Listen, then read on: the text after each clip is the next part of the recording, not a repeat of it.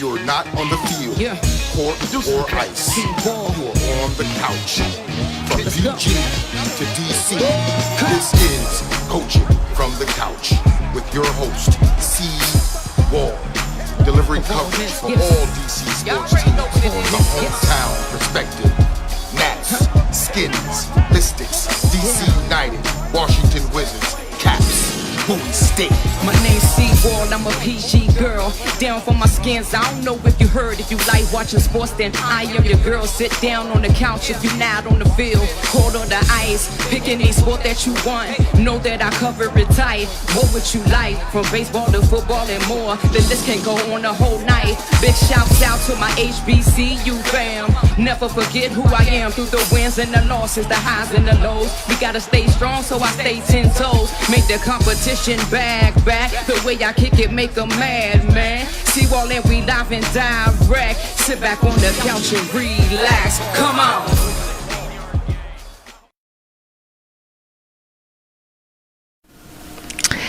Happy Thursday, everybody. Welcome to Coaching from the Couch. We are live from 87 TV Network, and I'm here with my usual Thursday crew in the building. Last week we had so much fun, y'all. But that was partially at my expense because people made me talk about, stuff that I didn't really want to talk about. But I understand that it's a sports show and we have to show everybody an equal amount of love, I guess. But in the studio, Holly is here, Gerard is here, Joy is here. And so we're going to just make it do what it do. We're going to talk about, I had an idea for how I was going to do the show. I said we were going to talk about the winners first and everybody else, whenever we can get to them. But I'm not going to do that. I'm going to stay on the same page, you guys, because as always, there is absolutely never a dull moment around the DMV when it comes to sports. So listen, make sure you guys are sharing the show with your DMV sports loving family and friends. If they love the sports in this area, make sure you are sharing this show with them so that they can join the conversation live and just catch up on all the happenings and happiness, because we've been happy here lately. So that's good. That's a blessing. Let me check. Let me see who we got joining us online so I can say what's up to all of my people. If you all haven't seen, hopefully you have, but the CWall store, we are having a free shipping deal. So make sure you head on over to www.cwallse.com/shop to get your shopping on and get some free shipping. That is our way of sharing the thanks in this Thanksgiving season. So hopefully you all get some great gear. So what's up there, Cameron Mingo, John Adams, they always online. Then with my mom. My mom watches every show as well. So hello to all of you all, and make sure you're sharing the show.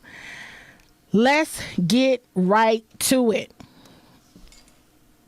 I'm talking about Bowie State University football team first. You guys, we've been talking about them all football season. They have remained undefeated the entire regular season. They are headed to the CIAA football championship on Saturday in Salem, Virginia. Kickoff time, 3 o'clock, playing Fayetteville State. I can't wait. I'm so excited. I'm just thrilled. I'm thrilled. They've had such a phenomenal year. And just got to shout out everybody. This past week, the CIAA announced their superlatives of what's going on in the league and who got, best player here, best player there. Let me tell you something. The Bulldogs racked up. They did. And rightfully so.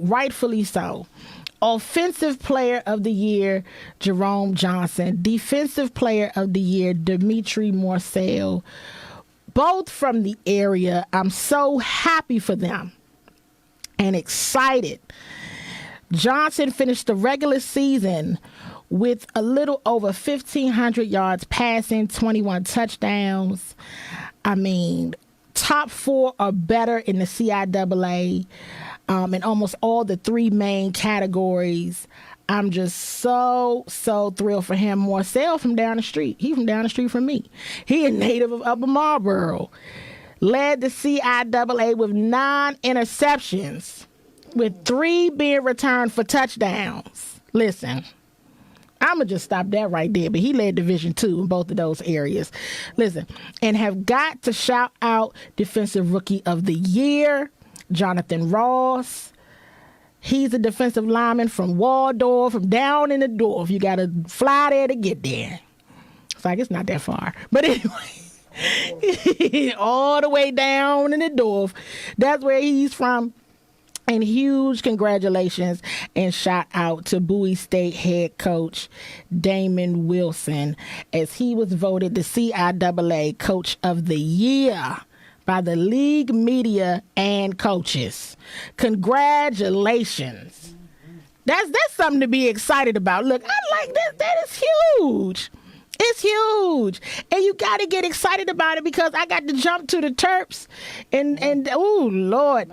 But we're going to keep talking. But we're going to talk about what's good, because they deserve to be appreciated, and they deserve to be commended on the great effort they're doing. You know, I always love shouting out the support system for these teams. You know, the parents, the spouses, the children, the village, the aunties and uncles, everybody, because it's all part of the process. And you know, these young men, they have to go to school as well, so they have to be there to try to get their education as well and focus on that. So I'm just so excited for all of them, and I literally cannot wait until Saturday. I need to check the weather, see how the weather's going to be. But check in if you're going to be down at the CIAA football championship game on Saturday. Hit me up, check me out. I'll be down there. So it's going to be a good thing. It's going to be a great thing for sure. Let me go ahead and talk about Maryland football team. Since we talking about football, we're going to talk about Maryland football. Very interesting news came out as they were, you know, after their loss to, or during their loss to Ohio State, was that one of their recruits, and let me not say his name wrong, because I'll pick the wrong name, but offensive line, you know, let me make sure I have him right. But one of their recruits basically said, "I'm not coming." In the middle of the game, he denounced his desire, you know, to come to Maryland. That is embarrassing. Your decommitment. He committed back in the spring. Now you out. 3-star offensive lineman Jordan White said, "I'm out." And this is the second recruit that has said, "Count me out. I'm not coming." And it reminds me of something that Joy just said here in the background. Not sure if you all heard her. These guys, people want to win. Now, we know that Coach Loxley just got there. We know that. And we also know that it takes time. It takes time to build a winning program. And so we all know that there's hopes of him wanting to, you know, of all of us wanting to keep some of this great talent in the area, and for them to go to Maryland. But some people are all into instant gratification. And if you're not winning right now, they can't foresee the future. They can't see the vision. I'm hoping, I'm just going to see. We just got to wait and see. There's an issue. There is an issue. I'm not going to sit up here and act like there's not an issue, because there's absolutely an issue. They be losing. And they lose bad. It's not like they lose by a little bit. They lose by a lot. every single time. It's not like it's down to the wire. And so the second recruit said, no thanks. I'll pass. Holla back. Miss me with it. everything you can name that means I'm out of here. That's what they said. And I feel bad about that. I feel really, really bad about that. But we'll see what happens. It takes time for any program to build, and Coach Mike Locksley is in a very difficult situation after everything that's gone down at Maryland the last few years. So, again, like I always like to say, here's to hope.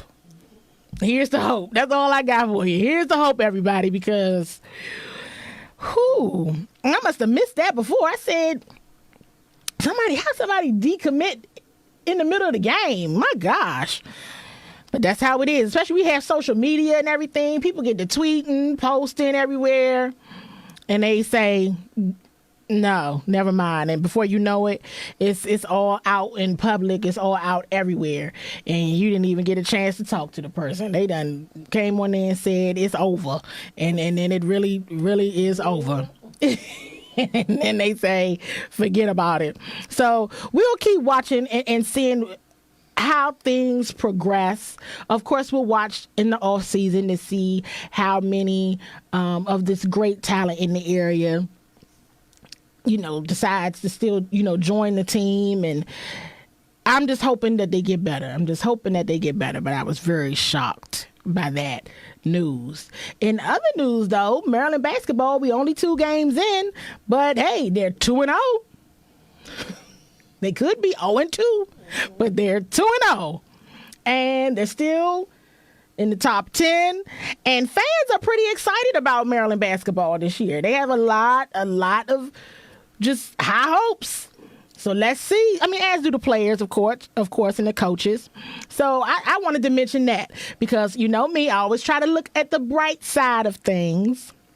So that was my way of looking at the bright side. Okay, we're going to drag Maryland football, but we're going to talk positive about Maryland basketball. So that's all I got for that. Moving on to the Washington Capitals. As my guy Mark Pinkert told me earlier today, the Caps are the best team in hockey right now. Caps out there doing what they do. They're looking like they going back for the cup. They really do. Offensively, they've just been extraordinary. They've just been great. And last night, they have improved. They're 14-2-4. But they have scored, I'm trying to think, through 20 games, it's like 32 points. That's a lot in hockey. Mm-hmm. Being a high scoring team in hockey, that's a lot. So they're doing phenomenal. 13 games, they're 11-0-2. So technically, they haven't lost a game in the last 13 games, tied 2 games. But I'm excited. It's still early. That's what I like to say. It's still early. I typically don't start panicking about something until around December. If the sport starts in October, I'm normally pretty calm about things until December. So I like what I'm seeing with the Caps. Again, they're very strong offensively. Last week, I talked about Braden Holtby a bit. He's seeming to make a comeback, seeming to look a little bit more like himself these days. So I'm appreciative of that. So I'm all for it. As Cameron says, hey, sometimes when you're the best team, that's a bad thing. Sometimes, depending on the year, being the best team ain't so bad, depending on what kind of team you got. But they're doing all right. They're doing good. They're showing strength, and they're showing high-powered offense on the ice. And I can't complain about that. I can't complain about that at all. If you're doing what you're supposed to do and beating who you're supposed to beat, that's good. And it's a positive thing because the camaraderie is still there with the Caps. And of course, we always got to hope for what we hope for in every sport is that everyone stays healthy. Now, let me move on to another monumental sports team, the Wizards. So the Wizards are 2-7. Again, it's early. I don't start panicking. If you start in October, I don't. Basketball, hockey, around December is when I'm like, wait a second. Hold on, everybody. Wait a minute. Last night they played the Celtics. You know, I remember when that series, Wizards and Celtics, was like well on its way to being like one of the dopest rivalries in NBA basketball. But now, you know, IT is on the team. Ain't nobody, you know, we all good. Everybody's family. So it is what it is. Bradley Beal, very strong performance. Strong performance. And I wanted to make this note that I saw reported that he had 44 points last night. It said this is his 14th career 40-point game. And that only 2 other Wizards have had more 40-point games. It's Gilbert Arenas and Walt Bellamy. I was shocked by that. I was like, that's it. I thought there would have been more 40-point games, but perhaps not. Okay. But after 9 games, Bill is averaging 28.1 points, 6.4 assists, but he's shooting about 43% from the floor and 32 from the 3. So he's got to get definitely a bit more efficient in those areas. And I think here's the hard truth. Here's the hard truth that I see. Brad has to have more of these 40-point games if the Wizards want to be competitive. He has to have more of these high-scoring games. He also has to get much better percentage-wise, a lot more, efficient.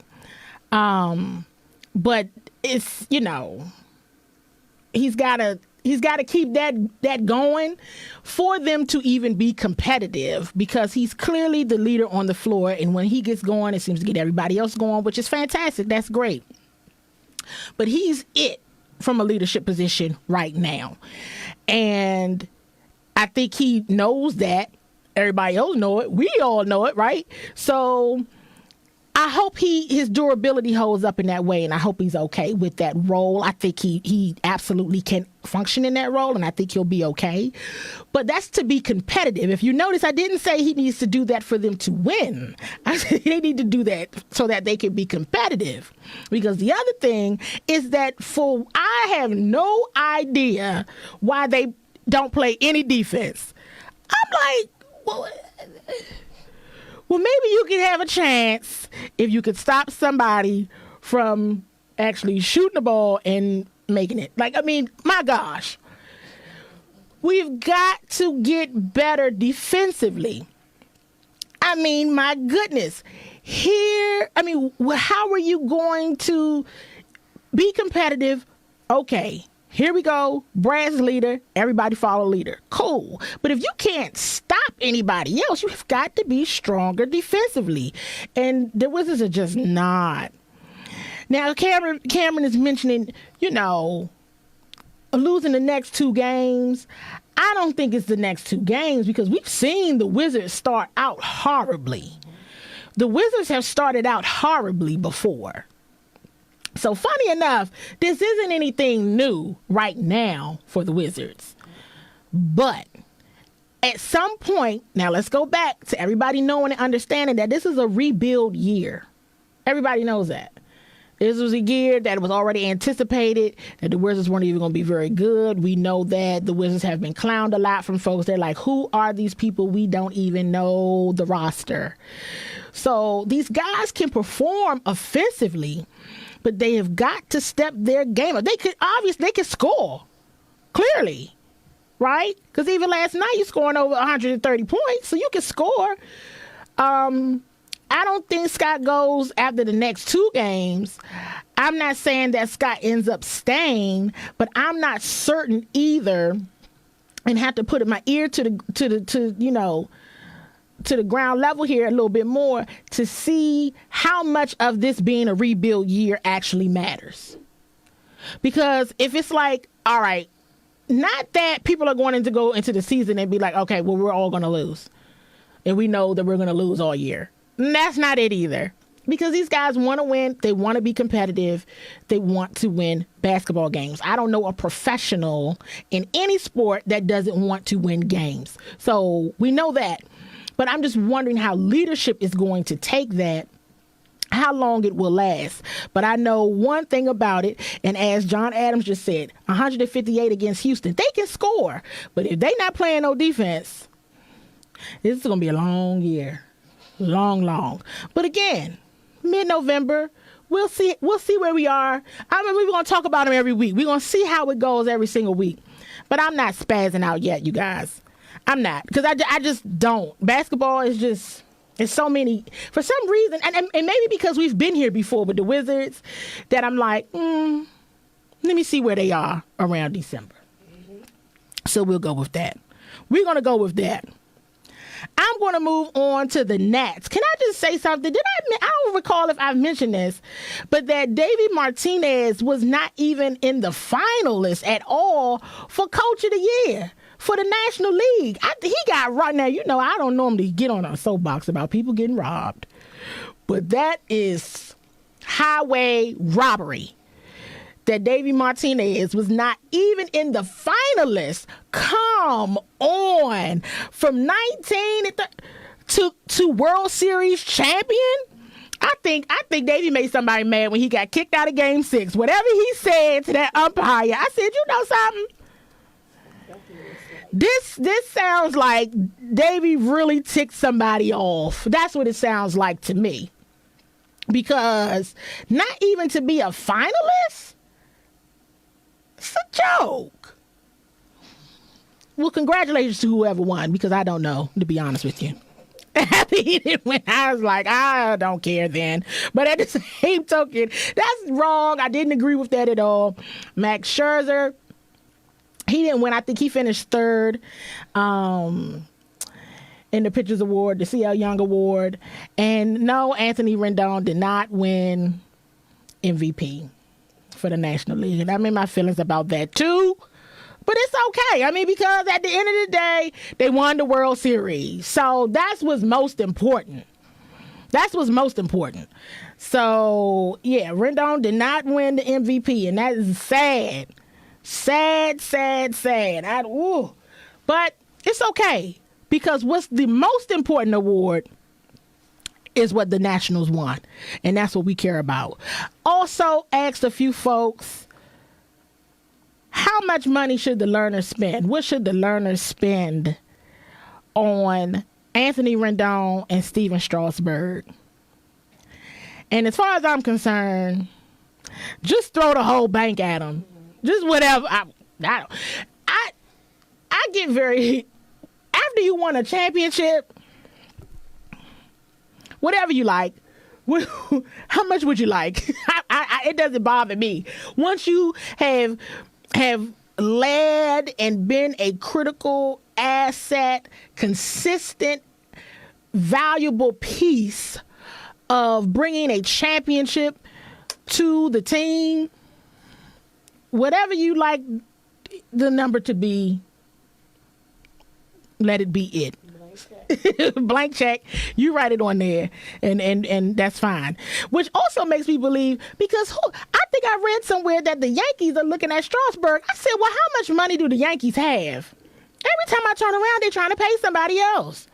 I mean, you know, I'm not hating. I mean, if you got it, roll with it if you got it. But, I mean, at the same token, it's kind of like, how much money do y'all have? Because that is just way too much over the break. But if you got it, make sure you spend it, but on the right people. That's all I'm saying. That's all I ask. If you got it, make sure you spend it the right way, because not always is it ever spent the right way. But I think it's safe to say y'all can go ahead and pay Rendon and Strauss. And if you got a little bit left over, keep a couple other people too, because they seem to all like each other. They seem to all love each other, honestly. So I'm good with whatever they decide, as long as people stay. Now, if we lose Strauss and Rendon, that's not going to be good. That's going to be very, very bad. It's going to be awful. So, I don't think that's going to happen. But at the same token, I don't know. So we're going to keep a watch on it. And we're going to see what the big moves and the big news is. And hopefully, Nats fans, we're in a good place. We're in a good place at the end of this, because I don't know. I think the Nats are, the question is asked, how far are the Nats willing to go? And I keep really seeing more than anything, it's more so about how far are the Nats willing to go for Rendon. I'm not seeing necessarily that same energy for Strauss. Doesn't mean that it's not there. I'm just saying I'm not seeing it openly. Oh, let me mention this. News. So look, let me find it. There's been reports that Mike Rizzo met with Scott Boras for about an hour yesterday. Rizzo said it went well, business as usual. Of course, Strauss and Rendon were the main discussion points. But then it said the Nats met with 6 different agencies on Tuesday about potential targets. I don't know what that means. But Scott Boras got all the big name players, and he got Rendon and Strauss. So hopefully the conversation goes better, because we're dealing with champions here. Don't start slighting people or feeling like, oh, we can get a better deal somewhere else. Maybe you can, but we just didn't. Hopefully winning the World Series counts for something. Maybe not, but people leave out the championships all the time. It ain't like it used to be. You know what I'm saying? So, hey, whichever. We got a few more minutes at the last one. We're going to go ahead and talk about the Redskins, because I decided not to drag out the other conversation so that I didn't have to. So this is so first things first that I want to talk about with the Redskins. First, a shout out and a congratulations to Adrian Peterson for being the team's nominee for the Art Rooney Sportsmanship Award. Congratulations to him for being the team's nominee. Every team is allowed to nominate a player that would then they would all be voted on by current NFL players to see who would win this award. And the award is presented each year to an NFL player who best demonstrates the qualities of on-field sportsmanship, including fair play, respect for the game and opponents, and integrity in competition. Now, if that ain't Adrian Peterson, I don't know who it is. That's who it is. I didn't even look at the rest of the list. I didn't see who else was on there. I got the list. I'll check it out later. I was very happy, needless to say, that he was the Redskins' choice to nominate. So I said, that's good. And if I could vote, I had to laugh at my cousin. She joined in the show all late talking about make sure you shout out Bowie State. That was at the top of the hour. That was at the top of the hour. I need you to run this back and share this with all your Bowie State University family, because I done told everybody that I was going to be there, because I'm working on Saturday, and I'm going to be in the building, hopefully when all of the celebratory things go down. So make sure you check us out at the top of the hour, because we covered them first, because it's so amazing. Love everything that they're doing over there. Now I got to jump back to the Redskins. I had to call my cousin out. Like, here she come all late. Talking about, make sure you do, girl, you know daggone well. We on it. We on it. Especially when they winning. Mm-hmm. When they winning, we on it. When they losing, I might act like I don't see it. But when they winning, we with you. Everybody has heard, and I'm gonna try to get back to AP. But we'll see in a minute. Everyone has heard that Colin Kaepernick, the NFL has scheduled workouts on Saturday for Colin Kaepernick in Atlanta. There's a lot of conversations about it because, as people know, workouts are typically not held on Saturdays because teams are traveling. They're already at their team destination and they're typically at the team hotel. So when you're talking high-level front office officials and, of course, the coaches, they're unavailable on Saturday to go to a workout. Most workouts are held on Tuesday unless there's a dire need for a position. If a key player gets hurt on Sunday in a game, I've heard of workouts being on Sunday night. I've heard them being first thing Monday morning. They're flying people in left and right depending on the position and the need. But nonetheless, Saturday is not the ideal or even close to being good day at all. So the Redskins are one of the teams that are confirmed going to this workout on Saturday. And we are just about out of time. But I must say that made me smile. When I got that news, I said, okay, that's nice. I thought that was cool. I said, that's good. And the fact that it's 11 teams anyway going, and more are confirming, that's excellent, awesome. But I was happy to see the Washington Redskins on that initial list. So hopefully it goes well. You guys, we are at the end of the show. Hopefully by next week, I'll be in here all excited about Bowie State being champions and who else on deck to win something big. You know, hey, Donette, hey. So whoever else is winning, we're going to be on top of it. And we're going to celebrate you next week. We're going to add you to the list of champions. So you guys, listen, you all have a great night. Make sure you are sharing the show with your DMV sports loving family and friends. Talk to you next week.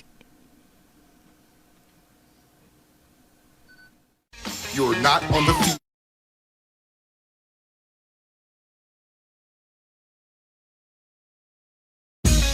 You're not on the feet.